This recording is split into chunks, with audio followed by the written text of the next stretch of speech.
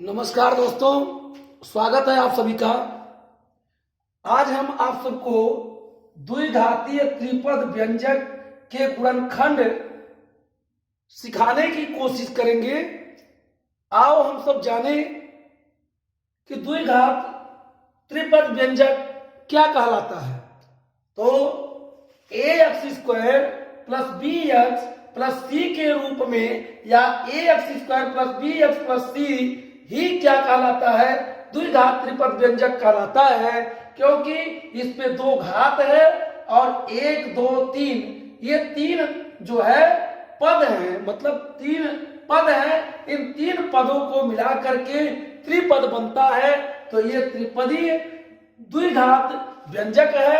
इसी प्रकार के व्यंजक जैसे 12x² ऋण 7x धन 1 x² धन 5x ऋण 6, ये ऋण 6 यहाँ धन c है, यहाँ ऋण 6 है, तो ऋण यहाँ इसके पहले जब हम इसकी तुलना करेंगे तो यहाँ धन लिख करके कोष्टक में ऋण 6 लिख लेंगे, तो यहाँ c का मान ऋण 6 हो जाएगा और उसके पहले प्लस रहेगा। ऐसे लिख लेंगे। जैसे इसको अगर बनाएंगे इस तरह का, तो हम लिखेंगे x² धन 5x और धन कोष्ठ में ऋण 6 लिख लेंगे। इस तरह से लिख लेंगे तो इस तरह का बन गया कि नहीं बन गया। इस तरह से इसको जो है हम ऋण 6 मानेंगे, c का मान। इस तरह से ये द्विघात त्रिपदी व्यंजक है। तो इसको हल कैसे करते हैं, तो आए बड़े आसान तरीके से हम समझाने की कोशिश करते हैं। जैसे हम इसको ले लेते हैं 12x² ऋण 7x धन 1 का गुणनखंड हम कैसे करते हैं। इसके लिए हम एक क्या करेंगे, यहाँ रफ पर इसका x² का गुणांक और अचर पद इन दोनों का आपस में गुणा करेंगे। 12 गुणे 1 बराबर ये 12 मिला। अब इस 12 का ऐसा गुणनखंड करेंगे कि वह उस गुणनखंड को जोड़ेंगे या घटाएंगे, किसके बराबर आना चाहिए, 7 के। इस बीच वाले x के गुणांक के बराबर आना चाहिए। तो हम 12 का ऐसा गुणनखंड कर रहे हैं। देखिए आप 3 गुणे 4, अब 3 और 4 को जोड़ेंगे तो ये 7 आ जाएगा। इसको अगर हम 3 गुणे 4 को अगर हम जोड़ दें तो 3 धन 4, तो क्या आएगा, ये 3 धन 4 7 आ जाएगा। 3 गुणे 4 12 हो गया और 3 और 4 को जोड़ेंगे तो 7 के बराबर आ गया। तो यही 3 धन 4 ये 7 के बराबर आया, यही 3 धन 4 हम यहाँ लिख देंगे। अब 12x² ऋण कोष्ठ में 3 धन 4 और कोष्ठ के बाहर इसके साथ 7 गुणक रूप में है, तो x इसके साथ भी गुणक रूप में हो जाएगा धन 1। अब इसके बाद क्या होगा, 12x², अब इस ऋण का गुणा इस कोष्टक के अंदर हो जाएगा, तो कोष्टक के अंदर होगा और इस x का गुणा होगा, तो यहाँ ऋण 3x और ऋण और धन का ऋण 4x और धन 1। अब क्या होगा, अब ध्यान दीजिए आप लोग, ये जोड़ा अलग हो गया, ये जोड़ा अलग हो गया, तो इस जोड़े में से कुछ निकाल लेंगे, इस जोड़े में से कुछ निकालेंगे और समान यहां कोष्टक में बचना चाहिए। तो पहले हम इसको देखें क्या निकल रहा है। अगर 3 हम निकालते हैं तो 3 से इसमें भाग जाना चाहिए, तो भाग जा रहा है, 3 चौके 12, तो हम क्या निकालेंगे, 3 निकालेंगे। और यहां भी x है, स्क्वायर है, तो एक x निकल सकता है, और यहां भी x है तो x निकल सकता है, अर्थात 3x निकाल लेंगे। यहां भाग दीजिए, 3 चौके 12, तो 4 हो गया, और x से x² में भाग देंगे तो x बचेगा। और यहाँ क्या बचेगा, 3x से 3x में भाग देंगे तो 3x से 3x में भाग देंगे तो क्या आएगा, 1 आएगा। अर्थात यहाँ ऋण है और यहाँ 1 आएगा, तो 1 हो गया। इसका एक गुणांक बच गया।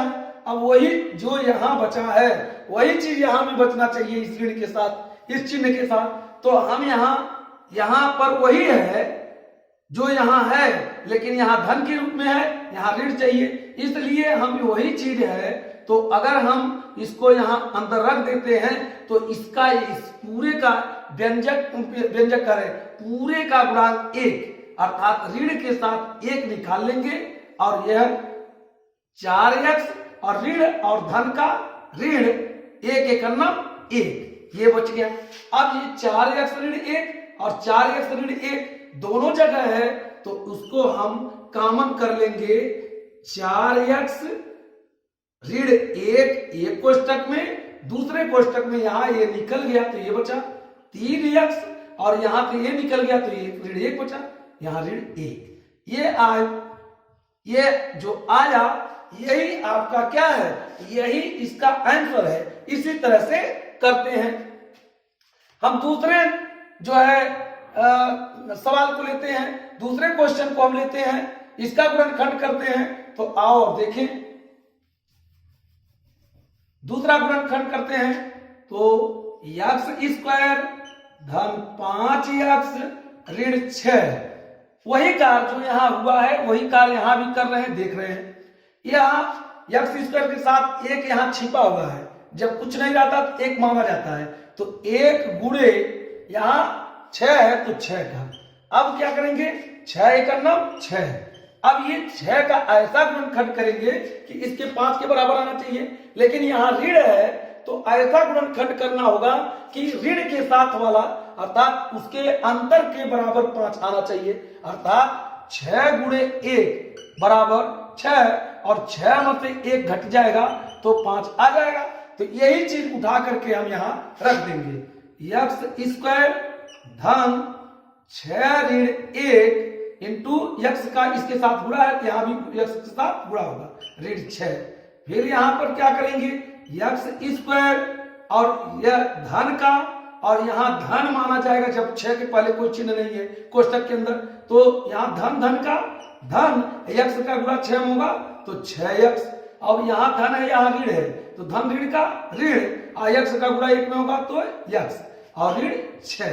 अब यहाँ क्या करेंगे, यहाँ भी देखेंगे क्या निकलेगा बाहर कॉमन, तो यहाँ x है, यहाँ भी x² निकल सकता है और कुछ निकलेगा नहीं। 6 है, यहाँ कुछ नहीं है, 1 छिपा है तो x निकल जाएगा।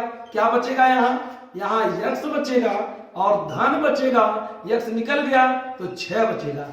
वही चीज यहाँ भी बचना चाहिए। अगर हम x और 6 यहाँ है, अगर हम प्लस के रूप में यहाँ रखते हैं कोष्टक के अंदर तो ऋण कॉमन हो जाएगा और इसका पूरे इस जो है दोनों के व्यंजक का ये पूरे का गुणांक 1 माना जाएगा, अर्थात ऋण 1 निकल जाएगा।